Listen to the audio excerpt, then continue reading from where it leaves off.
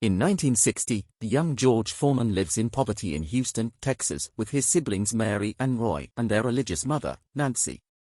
The family struggles to get enough food, often having to share a single burger as their only meal for the day. Foreman, though, battles with anger and violent outbursts. One day, he beats up a schoolmate who taunts him about being poor and not even having lunch. As a young adult, Foreman narrowly avoids arrest after trying to mug a drunk man, who turns out to be an undercover cop. He joins the Job Corps, a government program offering training and paid internships for unemployed youth, in hopes of turning his life around. There, he befriends his roommate, Desmond Baker. After an altercation with a student who stole his sneakers, Foreman begs the Job Corps chairman and boxing trainer, Doc Broders, to let him stay. Doc encourages him to take up boxing as a way to channel his rage. Although Foreman is large and strong, he soon learns he also needs speed and agility to succeed, and Doc trains him in footwork and jabbing.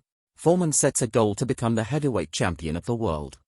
After just 1 year of boxing, Foreman wins the gold medal for the U.S. at the 1968 Summer Olympics in Mexico City, defeating Jonas Sepulis from Russia. This victory makes Foreman a national hero, but he faces criticism from the African American community for representing a country that does not fully respect Black Americans' rights. Disrespected and frustrated, Foreman decides to pursue the heavyweight title. Although his mother disapproves of his career choice, Foreman assures her he has a plan. He moves to Oakland, California, to train with former champions Dick Sadler and Archie Moore, and there he meets current champion Sonny Liston.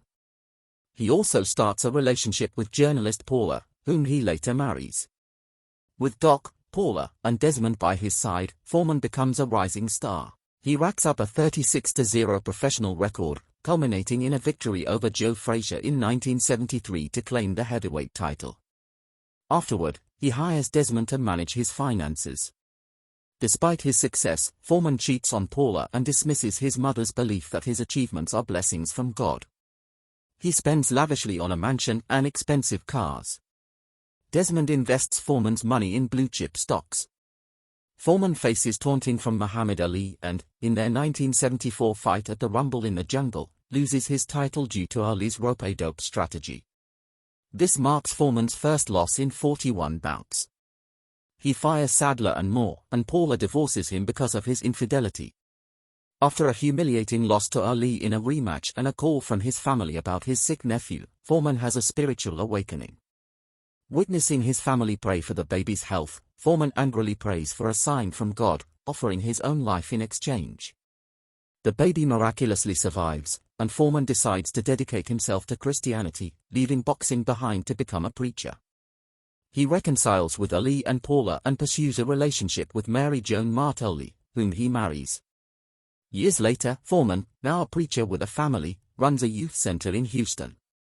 However, in 1985, he learns that the center is in danger of closing due to financial mismanagement by Desmond, who invested in risky stocks and skimmed money. Despite losing everything, Foreman forgives Desmond and decides to return to boxing to save the center. With encouragement from Mary Joan and Doc, Foreman trains hard, loses 50 pounds, and starts from the bottom again. He works his way up with a 18-0 record and eventually faces Evander Holyfield.